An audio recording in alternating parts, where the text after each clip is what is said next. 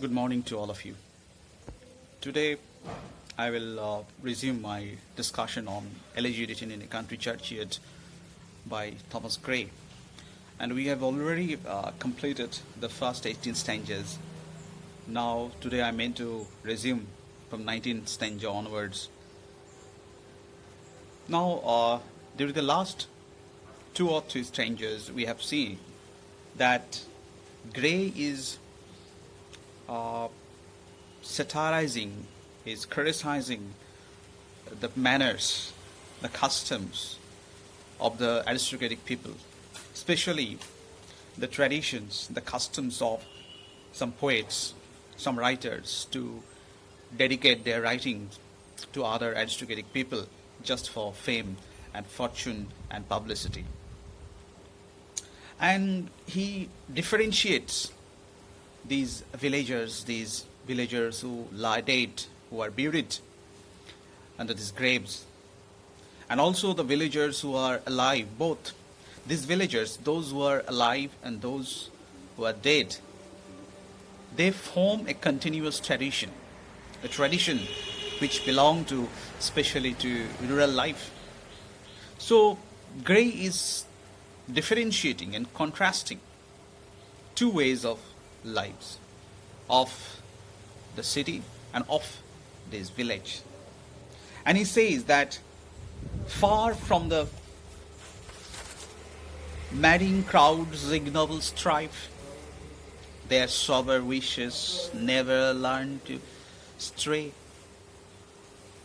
along the cool sequestered vale of life.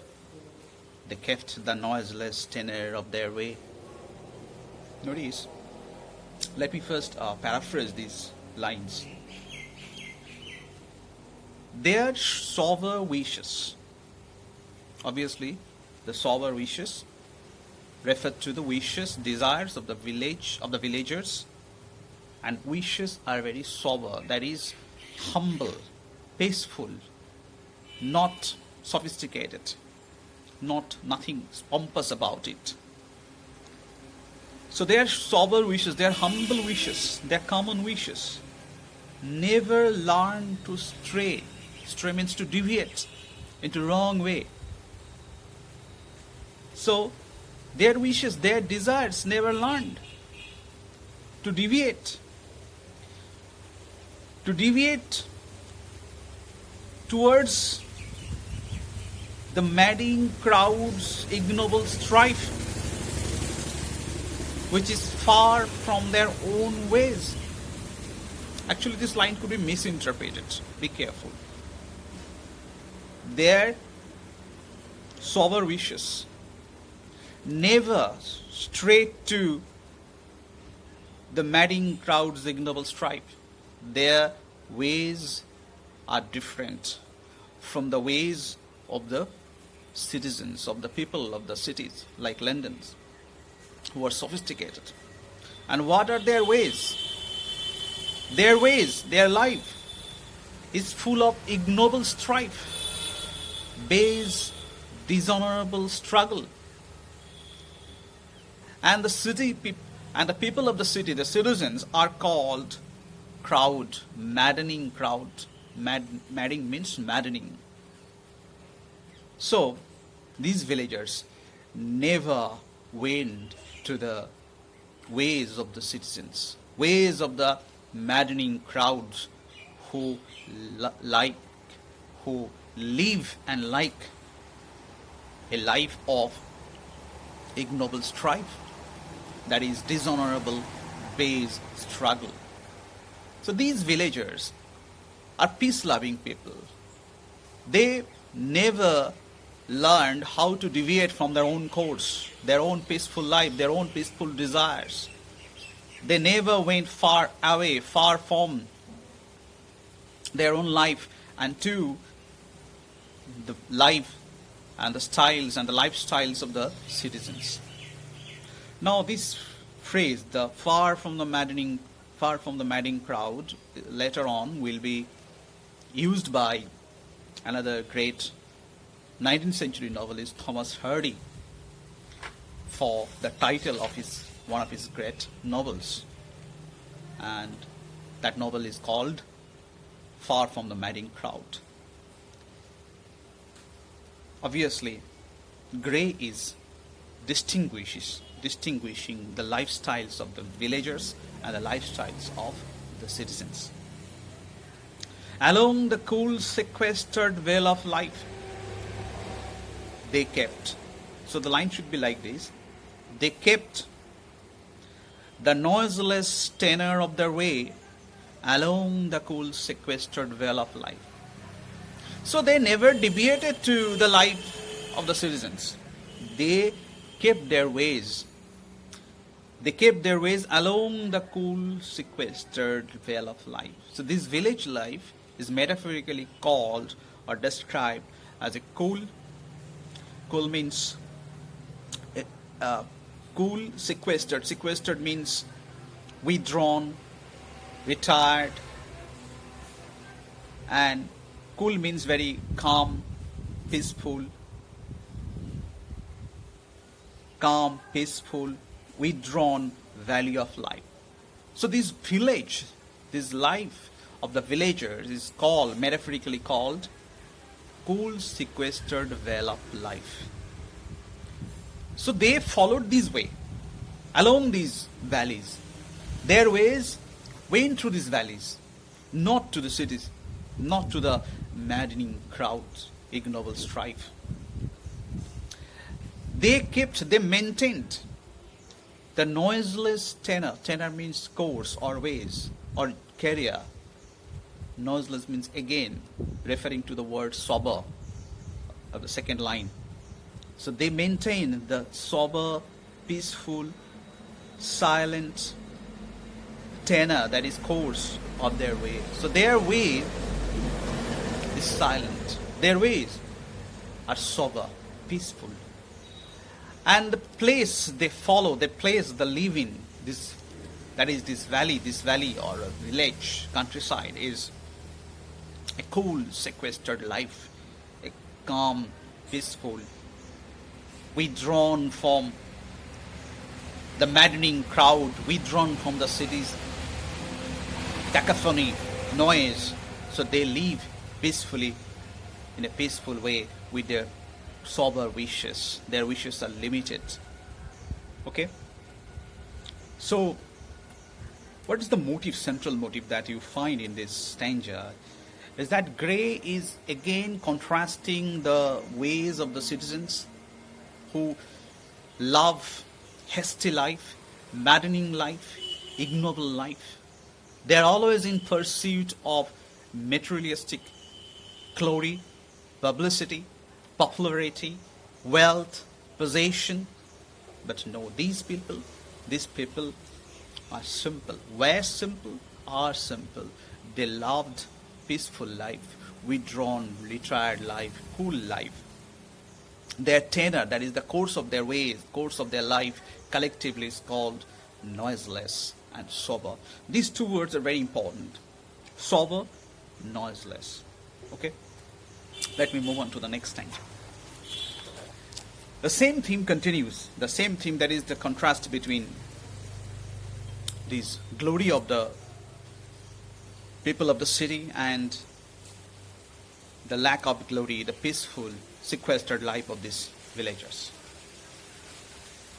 Yet even these bones from insult to protect some frail memorial still erected nigh, with uncouth rhymes and shapeless sculpture decked, implores the passing tribute of a sigh. Let me first paraphrase these 4 lines. You should organize the subject and verb and object, reorganize rather, because it is not organized in as you expect in a verse. So you should organize in order to paraphrase it. Some frail memorial is still erected near. So still some frail memorial. Memorial, you know, is a kind of stone at the head of the nearby the graves just to memorize and as a tribute to that person who is dead. And we know that the poet or the person, a poetic persona, is looking towards this grave and thinking all these things about the life, about mortality, about city, about village, about the misfortune of this village, about the virtue of these villagers. So he says that still some frail memorial, some frail means the stone is not frail, stone is not weak, it's oxymoron. Why it is called frail? Because this memorial is weak in front of death. Although it is made of stone. And why it is frail? It looks very fragile, as if it has decayed. So the decaying condition of the stone, and also philosophically, stone can defy death. So some frail memorial is still erected near.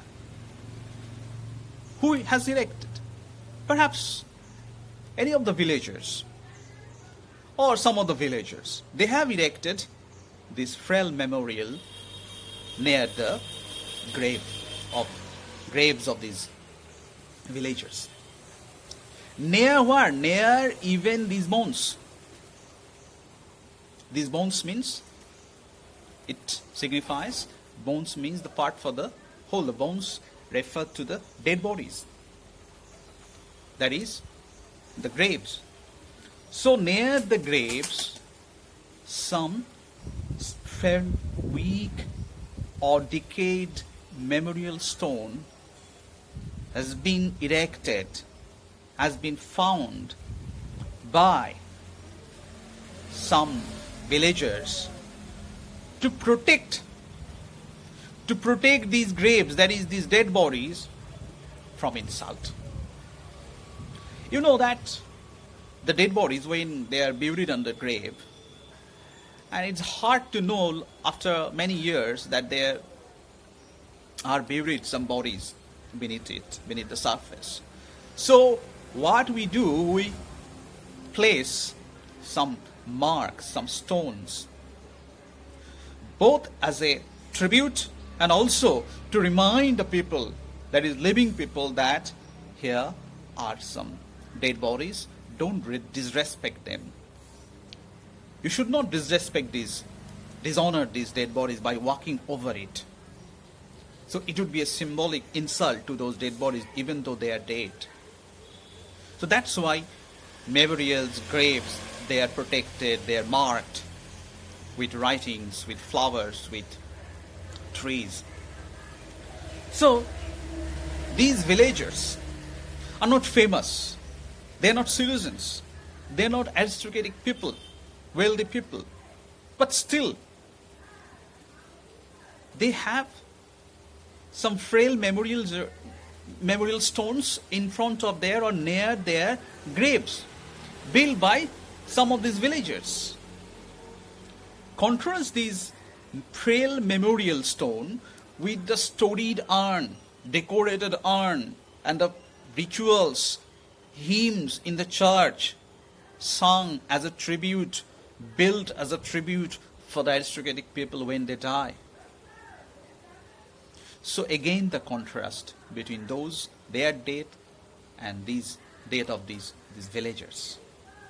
They are unfortunate, but still they are paid with a tribute through this frail memorial, whatever people can do. And how is this frail memorial? With uncouth rhymes and shapeless sculpture decked. The phrase should be read like this: this frail memorial is decked, that is decorated, with uncouth rhymes. Uncouth means crude, unlettered, unrefined. Rhymes means verse. And shapeless sculpture. that is pattern, artistic pattern, which is shapeless, that is, which has not the elegance of an artist. Now, you should again contrast these frail memorial, which is ironically decked. It is not decked, but people have tried to deck it. So they have tried, at least try to decorate it with whatever they could write on it, with whatever they could draw on it, curve on it, engrave on it. Again, you should contrast this stone memorial, weak, frail, decaying memorial stone with the storied urn, with the formal rituals of hymns, processions to the long aisles of the church for the aristocratic people. Those are not done for these villagers. They are unfortunate. But still, they have some kind of tribute paid to them by these villagers. Implores the passing tribute of a sigh. The question is, what is the subject of this verb, implore? That frail memorial stone. That frail memorial stone which is decorated, which is decked with unlettered, with crude rhymes and shapeless sculpture. That stone implores, begs. Begs what? Begs the passing tribute of a sigh. This phrase is very interesting. It means what it means. The stone begs of you just the tribute of a sigh. You don't have to put flowers, you don't have to put any precious thing as offering, as a tribute to these dead men, to this dead villager. You just pay your sigh, breathe your sigh as a tribute. That would be enough for these villagers. Now, passing tribute, it could mean very hasty. Even if you are hasty, you don't have enough time, but you should pay just a tribute of a sigh. That would be enough for these villagers. That would be enough. That breath, that sigh would be enough. The passing could also mean the tribute of a passerby. That means when someone passes by these graves, they should pay a hasty tribute to these dead villagers. That's why this memorial stone has been erected. Now, it is just as if there has been one stone. No, there may be some few stones, like these weak, frail memorial stones around these graves that Gray describes and says that these stones begs of us a tribute to pay to these dead villagers. Now, generally what we find that a memorial stone, if you find the pictures of memorial stone in Christian graveyards, you will find that those stones are often beautifully decorated, designed with intricate patterns. Often the information regarding their name, age, their date of birth, their date of death, all these details are written, and often people dedicate a verse, few lines, compose few lines as a tribute to their memory. So this is a customary tradition that you find in most of the memorial stones. Now, Gray contrasts those traditional, intricately designed, refined memorial stones with these gravestones of these villagers at this particular place that he visits and that he describes. Their name, their years, spelled by the unlettered muse, the place of fame and elegies supply. You should read this line in this way.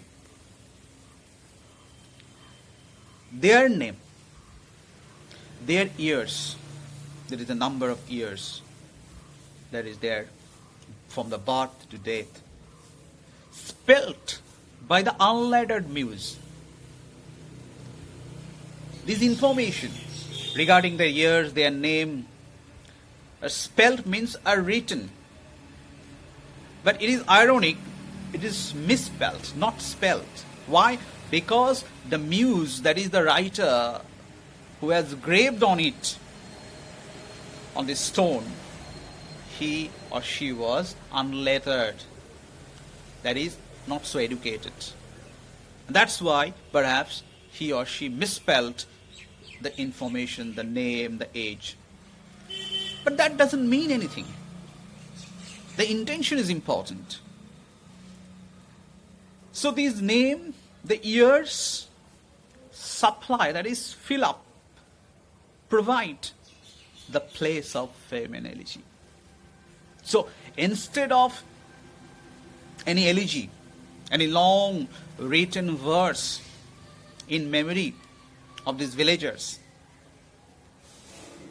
instead of any glorious tribute, famous tribute, they just have their names and the years written on it, on this. Notice the contrast. They should have been paid a tribute with elegy as a mark of their fame, as a mark of their life, tribute to their life. But no, there are just their names and the years written on that memorial stone. So instead of elegy, instead of place of fame, stature, position of fame, they have been just given these things, that is just a name and years written on, misspelled by the unlettered muse on the memorial stone. But that doesn't matter. What matters is the intention. People have paid, that unlettered muse had the intention to pay respect, to pay tribute. That intention was great and noteworthy. The misspelling is not important. And many a holy text around she strews. Who is the she? The she refers to the unlettered muse. Now, you know that muse could have been a male, that is a man, or a woman. But why that unlettered muse is called as the pronoun with she? Because muse in classical, in classical Greek and Roman literature is one of the 9 goddesses or daughters of Zeus and Mnemosyne. And one of the muses is associated with poetry, verse. So that's why, in terms of classical reference, that writer, that poet is called, unlettered poet is called muse. So she, that is that man or woman, strews means scatters many a holy text around the name, around the age, that is upon the memorial stone. That man, that muse, has decorated, has strewn, that is scattered carelessly written, carelessly carved on it, engraved on it, holy text, some holy texts probably taken from Bible, from biblical text. And why? Why the muse has written, why that man or woman has written? Written means in the sense carved. You can't write on the stones. You have to curve on it. You have to engrave upon it. Why? Because this text, the lines from the Bible or holy text, teach the rustic moralist to die. This is very controversial, I think, line. These verses, these lines taken from Bible, written on the memorial stone, are meant for the villagers. Obviously for the villagers. To teach them. We know that biblical text, Bible, has for a long, throughout the centuries, has been used to teach people. Because at those time, religion and religious institutions were the only institution to teach people, to educate people in whatever way they could do. So these texts, these lines taken from Bible are meant to teach, meant to instruct. Obviously the villagers who are alive to die. To die means how to die, not how to die, but how to accept death. Now why this phrase rustic moralist is often annotated as holy villagers, pious villagers. But I find it very interesting since moralist not only refers to the villagers, the didactic people who are the villagers, the rustic villagers who are didactic. If you are didactic, if you are religious, pious, you know how to die. You know how to accept death. You don't need to be taught how to accept death. You have, I think, read John Donne's Valediction for Wedding Morning, where the poem starts with the idea that good, virtuous and religious people die very peacefully. Even when they die, breathe their last, you don't get to know when they die. So the idea is that religious people, virtuous people are already, they have already reconciled with death. They don't need to be taught how to accept death. So then what does these lines are meant for and why? So one interpretation, as I said, is that these lines teach the pious holy villagers to accept death. Why? Because this is a graveyard, and if these graveyard, the death of the people will remind the villagers, will teach the villagers that one day we have to die. We have to accept our death. Death is inevitable. Okay, this interpretation looks good, appears to be good. But what I find interesting is that moralist, the word moralist in 17th and 18th century didn't simply refer to any holy or religious person. For Gray, moralist obviously, I think, refers to moral philosophers. Moral philosophers of 17th and 18th century, like Thomas Hobbes, especially, who was known for his moral philosophy. Now, what did these moral philosophers claim? They claim upon the principle of virtue, that we should lead a virtuous life and be ignorant to the evils and goods of life. And we should wait, we should accept death. Just as the Stoic philosopher like Seneca in Greece taught us, that you should be calm, quiet, lead a virtuous life without being too much worried about death. So it is a proper way to face death, to accept death. So I think Gray may have in his mind the reference to the philosophers, moral philosophers. Actually, he is ironically comparing these villagers with moral philosophers. Why? Because these villagers are not like Thomas Hobbes. They are not moral philosophers. But whoever are in this village or have the tendency of a philosophical attitude, they are taught the principles of death, as any people should accept death as inevitable. So you should see that Gray is again wavering between philosophy of death, between philosophy of life, between the aristocratic ways of life, the simple rural ways of life. He has a vast range of ideas while composing this text, and he grabs from politics, these ideas from politics, from social philosophy, from moral philosophy, from Stoic philosophy. That's why this poem is considered to have so a great variety of range. Okay, let me continue to the next stanza. For who to dumb forgetfulness a prey? The whole stanza you can see that is marked by one interrogation sign. This is not just an interrogation, it is a figure of speech. In rhetorics, it is called interrogation by the same name.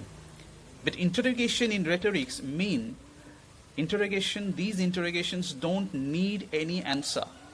Why? The answer is implied.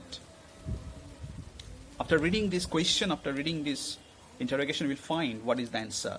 The answer is implied. For who? A prey to dumb forgetfulness. It means everyone will be a victim. Prey means victim to dumb forgetfulness. That is mute, silent forgetfulness. Death is personified as a forgetfulness. It's a periphrasis of death, in fact, not only personification. Death makes us forget everything. And after death, the person is forgotten. His life is forgotten. We may try to remember him through tributes to those memorial stones. But those who die, those who fall a victim, become a victim to dumb forgetfulness, these pleasing, anxious being ever resigned, whoever resigned, these pleasing, anxious being, ever means always. Whoever always, everyone always resigned his life at the end of his life. Resign means submit. This life, this pleasing, anxious being, as a victim to the dumb forgetfulness. The idea is that at the end of a life, we should submit this pleasing, anxious existence. Being means existence or our life. This life is full of paradox. That's why this oxymoron is used. Pleasing, anxious. This life is full of pleasing moments and anxious moments. That is worrying moments. So, your life, you have to submit your life, resign your life always, ever to dumb forgetfulness. That is to death. And left the warm pressings of the cheerful day. We always have to leave. We have to leave the pressings. The warm means very full of pleasures, full of welcome. So these warm, pleasing pressings refer to the limits of life, the premise of life, campus of life of the cheerful day. This whole life has been summarized into a day. This whole life has been cheerful, like a cheerful day. And at the end of this, at the limit of this day, you have to live this life. And people who are buried dead, they have already left. They had already left. They left this day, this life.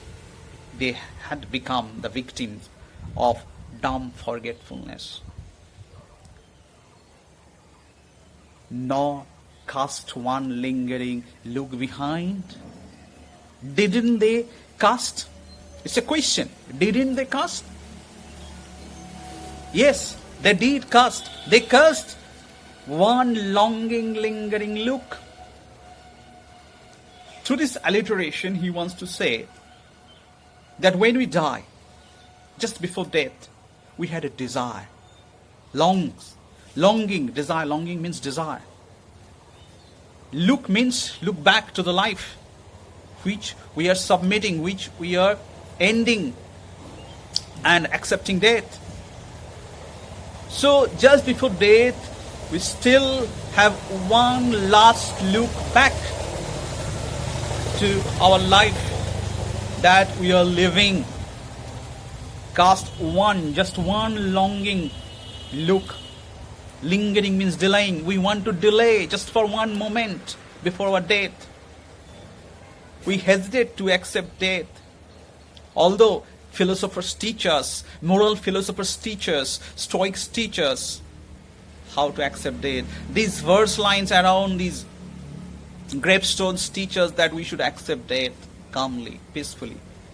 But yet, still, just before death, these people had the desire, the longing to look back just for one moment and to delay that moment of death. And this does not apply only to these people who had died. This also applies to us, who in future will also die. And before dying, we would have that longing, lingering look, just to have one moment still for us to live on this earth. So it's a sharp contrast between life and death. It's the moment when you are going to die. And you can't experience this moment twice in your life. This is eternal truth. This is eternal truth about life and death. The moment before your death, you would surely desire to have just one look, just one more moment spent in this life as a life. So this is eternal truth, not only for these people who are dead, who are now dead, but also for us who would also die. So this is the universal truth, universal philosophy about mortality, about death, about life, that Gray is speaking. Okay, so up to this today. If you have any queries, please put in the comment box. I will try to answer your queries, and go through each line, each word, each phrase with your own inquisitive mind. That will be the greatest reading of this text. Okay, so thanks.